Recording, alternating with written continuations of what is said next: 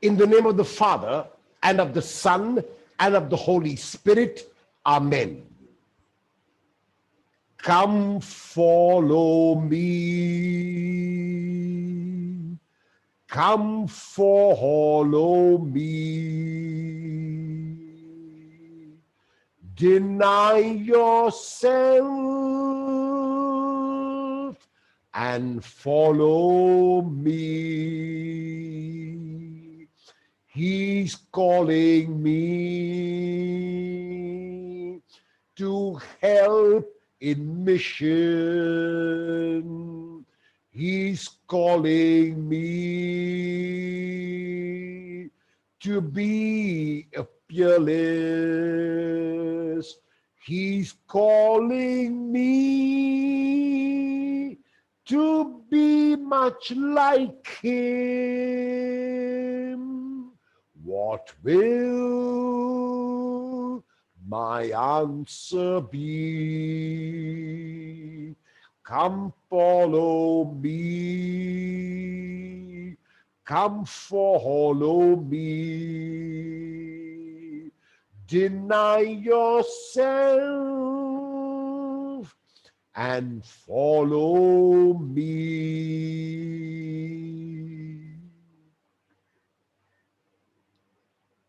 We continue our reflection, my brothers, on the person of Jesus, who the two disciples, Andrew and I, encountered and remained with. It was for us the 10th hour, the hour when we made a choice for Jesus. It was in our own lives that particular moment when we decided that we would follow this Lamb of God. We decided that we would follow this king, but who would become king only by being servant. And so now this king servant or servant king or king who has become king by being servant is inviting us. And he is inviting us to now a deeper following. At the time of Jesus, most other rabbis would have disciples with them from the time the disciple became a disciple till the end of the disciple's life. So the disciple would remain a disciple only. Jesus, however, changes that drastically. And by changing that drastically, I mean that the disciples are made and transformed by Jesus into apostles. Mathetes, discipleship, basically means to sit at the feet of the Lord and to learn from him. Matthew chapter 11, verses 28 to 30, we are invited by Jesus where he says, "Come to me, all you who labor and are overburdened, and I will give you rest. Take my yoke and learn from me." So we are invited to be disciples. However, the Lord also invites us to be apostles and to take up the same mission which the Lord inaugurated. And because the mission of the disciples as being sent by the Lord is so important, all the three synoptic gospels had in their gospels a mission discourse. Mark chapter 6, verses 7 to 13. Luke has two mission discourses, the first to the 12 in Luke chapter 9, verses 1 to 6. And the second mission discourse in Luke is to the 70 or the 72, Luke chapter 10, verses 1 to 12. These three mission discourses are shorter and can be read with much profit, and I would suggest that you go through these texts for reflection on what mission means. However, for our reflection this morning, I am going to go through Matthew's mission discourse, which is found in Matthew chapter 10, verses 1 to 42. And the reason why I want to go through Matthew's mission discourse is because I believe in these 42 verses, Matthew gives us a theology for mission. Matthew gives us how mission must be performed, what must be done in mission, the challenges that we will encounter in mission, and how we can overcome those challenges. So in a word, Matthew gives us in Matthew 10, verses 1 to 42, a theology for all mission. However, before I can go to the Gospel of Matthew, I want to point you out to the two patrons of mission that the church places before us. On one extreme, the church places before us a young woman, Saint Therese of the Child Jesus, known as the little flower of Jesus, known as Saint Therese of Lisieux, or simply as the little flower. And a young woman born in the year 1873 died in the year 1897 when she was only 24 years old. A woman who spent all of her adult life, from the age of 15, as a matter of fact, till 24, she spent it as a cloistered Carmelite nun within the four walls of a convent, and the church holds her up as a patron of mission. On the other extreme, and I deliberately use the word extreme, is another saint, Saint Francis Xavier, born in the year 1506 and died in the year 1552 when he was 46 years of age. Francis Xavier was known as a saint in a hurry, a man who came all the way from Spain and from France, came to the Indies, came to Goa, went to the Malabar, went to a number of places along the coast, went even to Japan and wanted to go to China, and died on the island of San Xian, which is sight on China.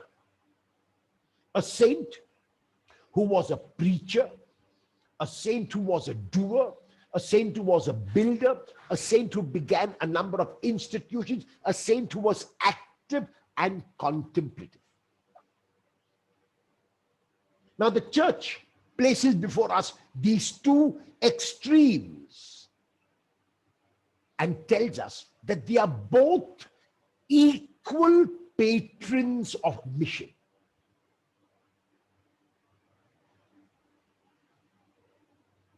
And we begin to ask ourselves, how can both be patrons of mission when Saint Therese of Lisieux, the little flower, is in a cloistered Carmel, and Saint Francis Xavier is outside the convent?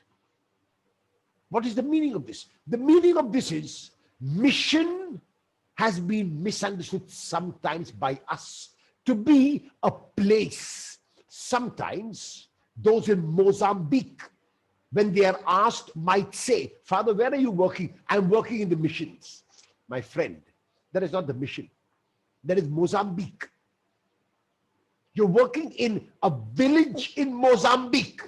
You're working in a small town in Mozambique. You're working in a village in Nagpur. You're working in a village in Maharashtra. You're working in a village in India. That is the place where you are working. That is not mission. So you're not a great missionary. I'm a missionary. I've gone to the... No. You are working in a place. If you mistake the place for the mission, you're on the wrong track. And that is what the church is telling us by placing these two people. If you were to regard Saint Therese as a cloistered Carmelite, not as a patron of mission, and only Francis Xavier because he was moving about and preaching and doing, no, it's not the case. So the point is, the church, by placing both of these in front of us, is telling us mission is not the place. The place where you do mission is the place. And the place can be a city, can be a big city or small city, can be a town, can be a village, can be the wilderness, can be the desert, can be anywhere. That will not determine mission. That is the place. Second, what you do in the place: education, parish work, social work, administration, other kinds of organizations. That is the ministry. That is the apostolate. Mission is the furthering of God's kingdom, as Jesus will tell the disciples in the mission discourse. In the mission discourse, Jesus describes the meaning of mission. We have misunderstood mission to be a place. We have misunderstood mission to be a work that we do. You can be teaching children in a village and you will be engaged in mission. And you can be teaching children in a city and you will be engaged in mission. You can be teaching in a school, you can be teaching in a college. In both cases, you are engaged in mission. In our Bombay province of the Society of Jesus, we have a catalog, which I'm sure you also have. And in the catalog, the names of the different Jesuits are mentioned and the house in which they are and the kind of work that they are doing. So Father so-and-so, Bandar Retreat House, Father Errol Fernandez, Bandar Retreat House, gives retreats, gives seminars, gives conferences on Ignatian spirituality. It describes the work. There are Jesuits who are now elderly, and many of these elderly Jesuits are also invalids. They are sick. Some have lost their memory. Some are physically unable to move, and so on. And their names are put, as all of them, in the infirmary where they are. And at the side of each of the names, we put down praise, P-R-A-Y-S, praise for the church and society. Now that is also mission. That is as much mission as what I am doing and as what you are doing. So it does not mean that you are engaged in mission only when you are young, only when you are active, only when you are involved, because you are involved not in mission, you are involved in the ministry, you are involved in the apostolate. And that ministry or apostolate is furthering the kingdom either by teaching, either by preaching, either by reaching out to the poor, either by social work directly to the poor. It's reaching out in many ways. And that's why we can have a variety of approaches to mission.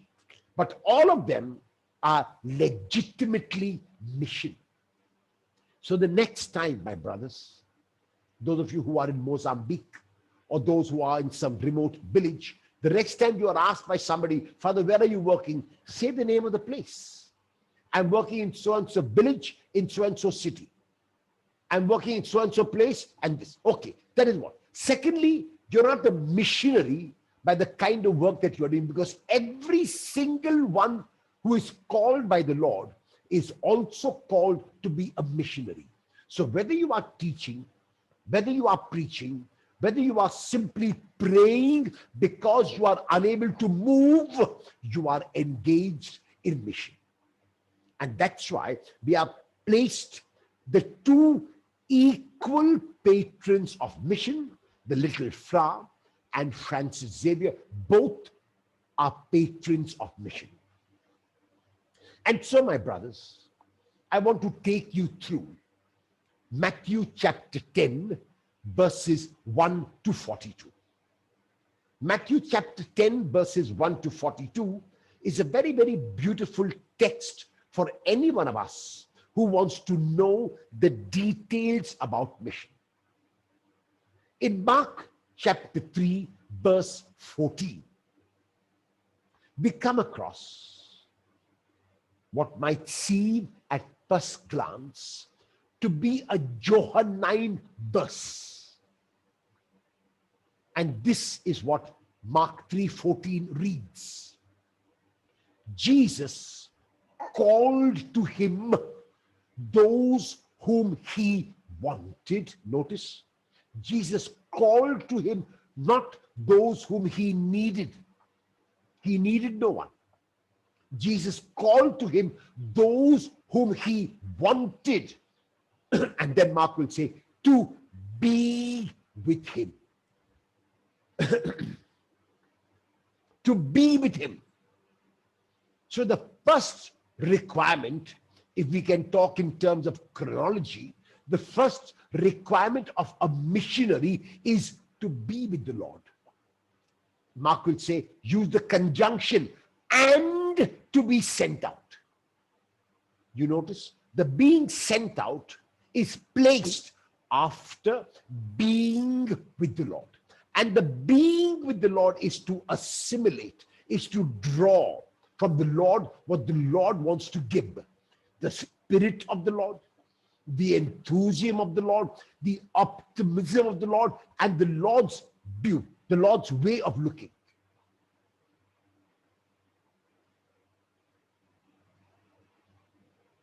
And so Mark 3:14, first be with him and then sent out.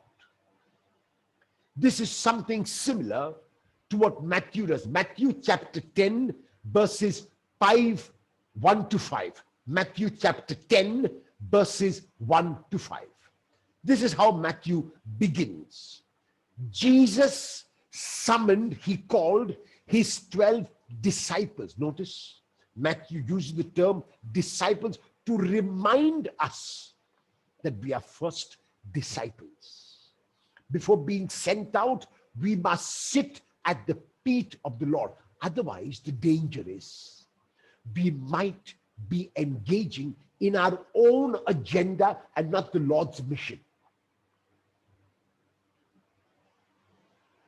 And that's why Matthew begins by saying, Jesus summoned the 12 disciples and then gave them authority. Notice, Jesus gives the authority over unclean spirits to cast them out and to heal every disease and sickness. Why does Matthew use these phrases over unclean spirits and over every disease and infirmity? Because just one verse earlier, in 9:35, just one verse earlier, he has told us, in the similar words, this is what Jesus did. So what Matthew is saying is that the disciples will continue what Jesus did, not something of their own. My brothers, if ever you have been disappointed in mission, if ever you have been frustrated, if ever you have been upset when you are engaged in mission, it is likely that you have misunderstood the mission to be yours. The mission is not ours, the mission is the Lord's. And it is the Lord who gives authority over unclean spirits and to heal every disease and infirmity. Notice, Matthew is focusing on two aspects. First is exorcism, and second, the practical reaching out to make people whole. He doesn't talk about preaching at all here. Later he talks about preaching, but here it is basically action. The action of exorcising and the action of healing people, making them whole. In this pandemic, making people whole could be reaching out with a loaf of bread. Making people whole could be reaching out with some counseling to those who are depressed. Making people whole could be with reaching out to some food packets, or through some accommodation, or through some clothing, or through some blankets now that it is getting cold. This is what it means to heal every disease and infirmity, not only those who are sick, but those who are in need. And after Matthew talks about this, then he says, now notice, these are the names of the 12 apostles. Notice. So first he says, Jesus summoned the 12 disciples, and after giving them authority, Matthew says, these are the names of the 12 apostles. So the disciples who sat at the feet are now apostles, those who will be sent out. Apostello, those who are sent out. But notice and keep in mind that the apostles will continue the mission of Jesus to heal every disease and infirmity. The names which Matthew gives indicates to us a number of points. First, the names are given in pairs. So very clearly, Simon, also known as Peter, and his brother Andrew, James the son of Zebedee and his brother John, Philip and Bartholomew, Thomas and Matthew the tax collector, James the son of Alphaeus and Thaddeus, Simon the Canaanian, and Judas Iscariot, the one who betrayed him. So the first thing we notice is the names are given deliberately by Matthew in pairs to indicate that it is not an individual mission. The pair is indicative of community. There were two witnesses always required. And so therefore, when Matthew gets them in pairs, he's saying that this is community effort.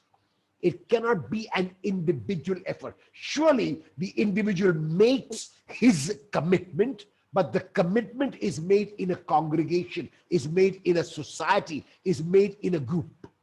And that is what Matthew wants to indicate in pairs. Second, there are a variety. There is a zealot or a Canaanian. There are fishermen. There is a tax collector. These are the professions. Zealot basically, or Canaanian. Matthew calls him Canaanian. Mark will call him a zealot. Basically very zealous. And Matthew here will add a quality, Judas Iscariot, who betrayed him.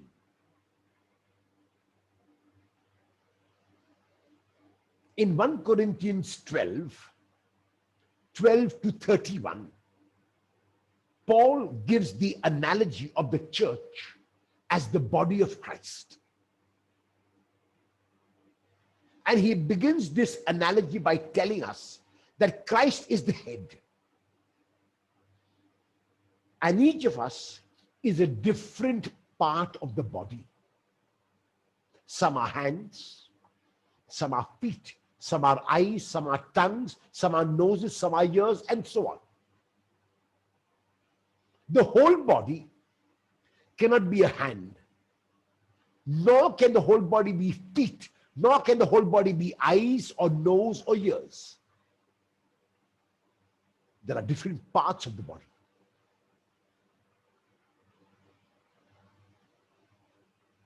And so therefore, when we look at our congregation, sometimes we might tend to think that X or Y or Z has no place. While it is true that if there is something which needs to be dealt with regard to discipline, we need surely to make sure that we take action if we are in charge. But we also need to be cautious and careful to avoid judging people when we do not have the facts. So there are surely deniers in the MSFS like there were in the group of Jesus' disciples. There are betrayers in the MSFS like they were in the group of disciples of Jesus. And there are others who run away, who do no work whatever, who run away at the sight of trouble like they were in the group of Jesus' disciples. However, we need, as much as we can, and as Jesus did, we need to give them a chance. We need to give them motivation. We need to draw them. We need to encourage them as much as we can. If after some time we find that yes, they cannot be encouraged, then we need to give them a choice whether they want to stay or whether they want to go. Will you also go away? You're free to go. No one is forcing you to stay. You decide. The point is that there are hands and there are feet. And in all of our congregations, there are only tongues. People who keep on talking and do nothing. That's okay. That's okay. Motivate them to do if you can. Encourage them to do if you can, as much as you can. But don't break your head because somebody else is only a tongue and is not doing. Otherwise, like Martha, you'll be losing your focus on Jesus and placing your focus too much on your work, which you're not placing on your work, and you're placing your focus too much on Mary. So avoid doing that. There's a need to focus, yes, but avoid doing that if it is not necessary. In the next 3 verses, Matthew chapter 10, verses 6 to 8, Jesus sends these 12 now apostles with the following instructions. Go to the lost sheep. The lost sheep is a reference to the poorest of the poor. The lost sheep are basically to those who are marginalized, to those whom no one cares about.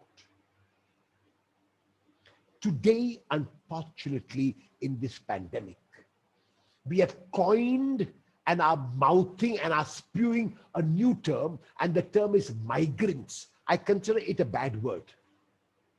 Migrants for me is a bad word. You know why? Because a migrant basically is any individual who has come into a place to fill his or her stomach. That's the root meaning of a migrant, a person who has come into a place to fill his or her stomach. And every one of us is moving from one place to another in order to fill our stomach. And every one of us has at some time or another moved from the place where we were born to another place to fill our stomach. So we are all in that sense migrants. But by migrants, we mean the laborers, the street cleaners, those who clean the drains, those who clean the toilets, the daily wage earners, the hand cart pullers. Those are the people we mean by migrants. They're not migrants, they are the poor. Call them by the real name. They are the marginalized, they are the downtrodden, they are the scum of society. But migrants is a very beautiful term. So what do? Let's have a seminar Now, a Zoom seminar we will have, sit in our nice rooms with the fan on, and we have a seminar now on how to deal with the migrants. When you label, you feel comfortable. So I've labeled them, I put them now in this box as migrants. But you are a migrant and I'm a migrant. And in the broader scheme of things, all of us are migrants on this earth. Unfortunately, because we have forgotten that we are migrants on this earth and treated this earth as our own personal property, we have abused it. If we realize that we also are migrants and call the whole of humanity as migrants, I would have no problem. But you're calling a small specific group migrants. They are not migrants. They are the poor, they are the downtrodden, they are the daily wage earners, they are the marginalized, they are those whom no one cares about, those who have not even a square meal a day to eat, and those who do not know where the next meal is coming from.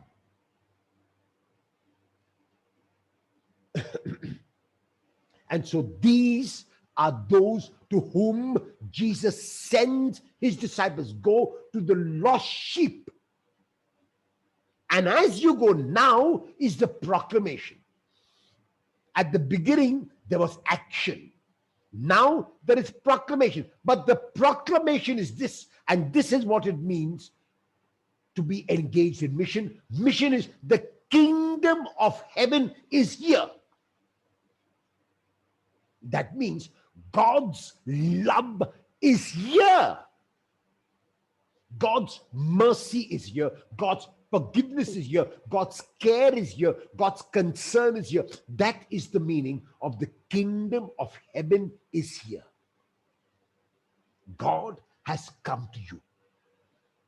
And notice, immediately after the proclamation are the words, heal the sick, raise the dead, cleanse the lepers, cast out demons. Notice now, the verbal proclamation has to be matched by action. So mission is never only theoretical.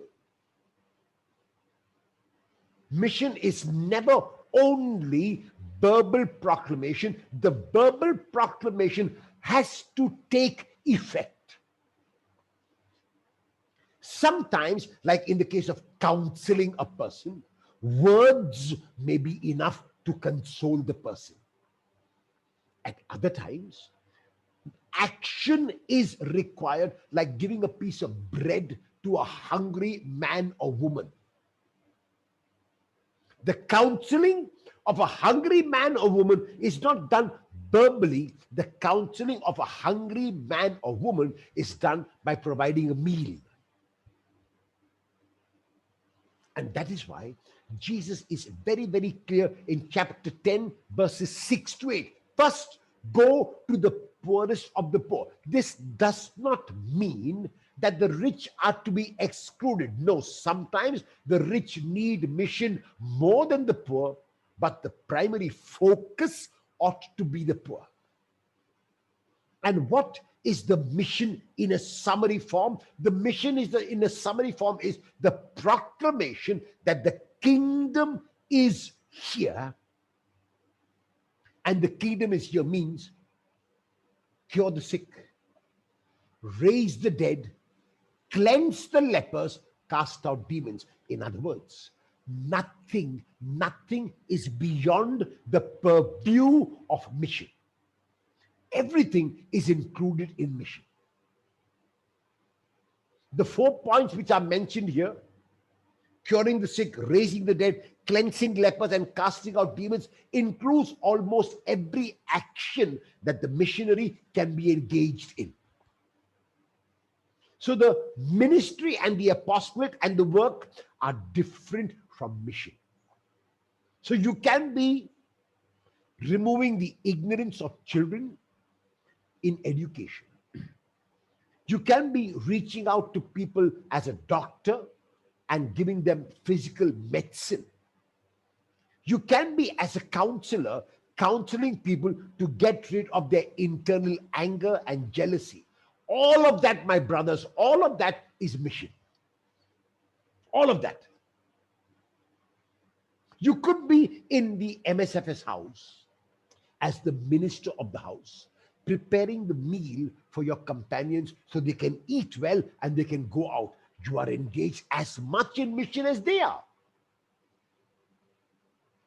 So therefore, we need to understand that mission is much broader than our narrow concept of it, and includes every single action, every single word to further God's kingdom.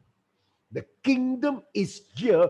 This must be the mission, the message we proclaim. And then in chapter 10, verses 9 to 15, Jesus gives a strategy. And in these verses, he gives a three-pronged strategy, which I summarize first in one word, and that word is detachment. The three-pronged strategy which Jesus gives is summarized in one word, detachment. Chapter 10, verses 9 to 15. And the first prong is detachment from things as identified in our vow of poverty. Take no gold or silver or copper in your belts. Notice, no gold, no silver or copper. There is no money. No bag for your journey. What is the meaning of no bag for your journey? It means do not store for the next meal. Live like a daily wage earner. The daily wage earner, my brothers, does not know whether he or she will be employed tomorrow. That is the meaning of daily wages. They are paid today. If there is work tomorrow, you come. If there is no work, don't come. If there is work tomorrow, you will get paid and you will eat. If there is no work, you will not get paid and you will not eat. That's what Jesus says here. Become like a daily wage earner. No bag for your journey. No two tunics. Very strong. No two tunics. Arey, I got to wash and wear. Yes, you got to wash this at night and wear in the morning. Very clearly, the instructions are given. Not even sandals. Experience the earth under your feet. Not even sandals you wear. Get the blisters. Know how the poor get blisters on their hands because they are digging the whole day. Get those blisters once in a way. It will help you. Try to go without sandals, at least for about a week. Very clearly, no sandals, not even a staff. Now, what is the staff? The staff was used for two things. First, when a person was tired, it served in a way to support. You use the staff to support yourself and to walk ahead. The staff was serving as an additional support to your feet. There would not be much pressure on the feet if you had a staff. Second, the staff was protection from wild animals. If an animal came close, you would use the staff to at least push it away. No staff. So can you imagine how challenging the instructions are? We, my brothers, have taken the vow of poverty. Now, the vow of poverty on the surface level will mean having few things good. And by and large, my experience of religious has been that we usually have few things. Our rooms are not adorned with many things. We have few things in us, which is fair enough. But also what we need to keep in mind is poverty means a detachment from things that is as necessary as having few things. Few things is good, but even those few things, I can be attached. This is my mobile phone. or this is my radio, or this is my record player, or this is my iPad or my iPod. We need to be careful.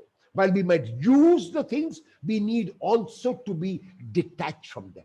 So the vow of poverty, by and large, my experience of religious, both men and women, has been that we live fairly simple lives. Of course, we cannot compare with the poor. That is out of the question. Our lives in almost every community, in almost every congregation, my brothers, no matter which congregation we belong to, our lives are either middle class or even sometimes upper middle class, depending on where our house is located. So we cannot really talk about the poor. We cannot talk about those on the streets. We cannot talk about daily wage earners, but this is what the Lord is calling us to. Take no gold or silver or copper in your belts, no bag for your journey, no 2 tunics, no sandals, not even a staff. That is the first. The second, I am able to see, my brothers, in this, I'm able to see the vow of obedience. And how do I see the vow of obedience? Whatever town or village, notice now, so mission can be done in a town, it can be done in a village. The place does not determine the mission, my friend. So you're not a missionary because you're working in a village. Notice here, whatever town or village you enter, whatever. So in other words, when by Jesus uses the word whatever, he's saying, don't restrict mission to a particular place. Whatever, everywhere. Whatever means anywhere. Whatever town or village you enter, find out who is worthy and stay there until you leave. In your case and my case, the provincial will send us to a town or village, which the provincial with his consultants thinks we have to engage in mission. So the provincial will send you, and you stay there, my friend. You stay there, my brother, and you find your happiness there. Surely,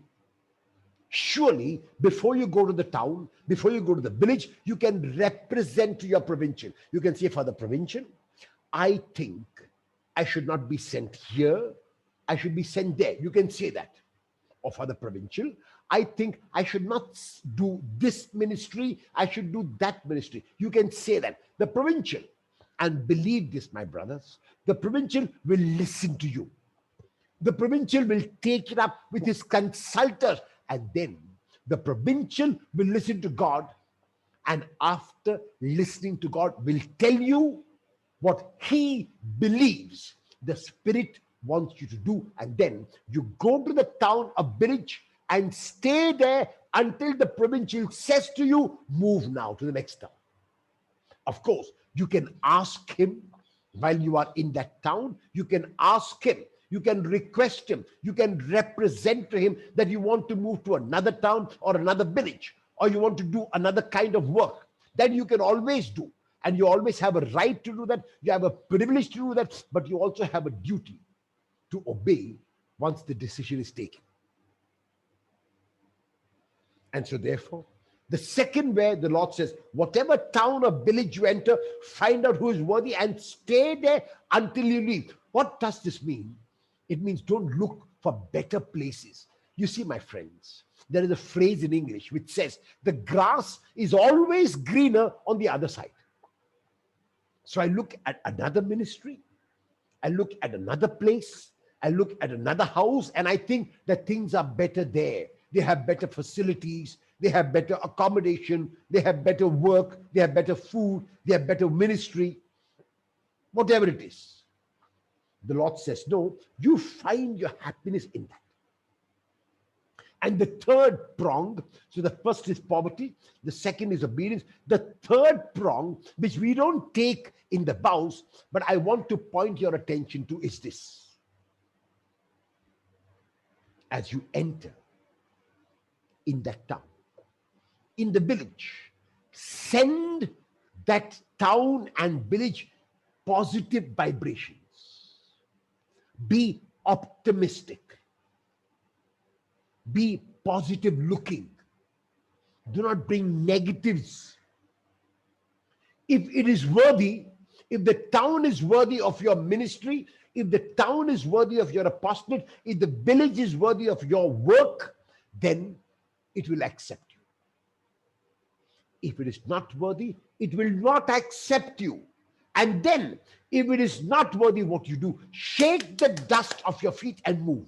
What does this mean? It means the third prong, detachment from the outcome of mission.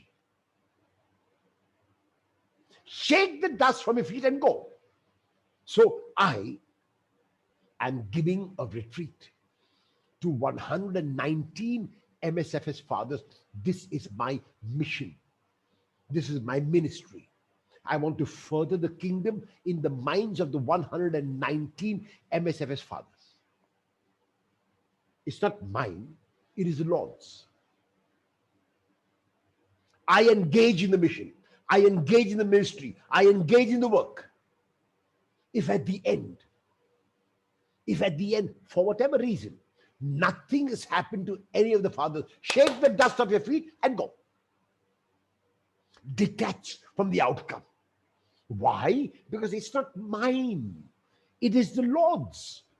And the Lord will work the transformation. That is why on the first day I set you, it is the Spirit who is the director. My job is not to come in the way of the Spirit. And that's why, my brothers, I left you free.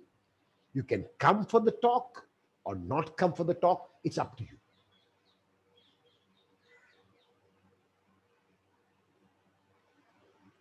And so the three-pronged approach: poverty, obedience, and detachment from the outcome of mission.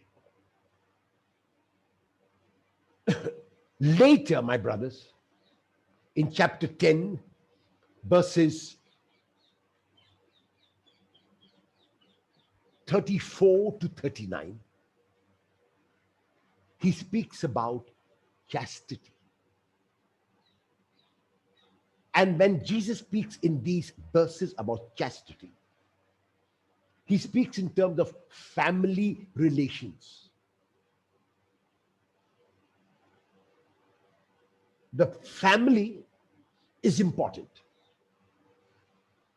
but our family is the world.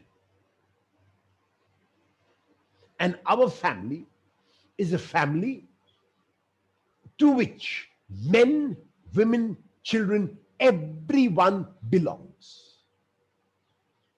And the reason why we take the vow of chastity is not merely because we will not marry. There is a very narrow way of looking. It is not merely that we will not engage in sexual intercourse. No, we take the vow of chastity first to follow Jesus chaste, and second, to enable the entire world to be our family. Now, we are not restricted to a particular group.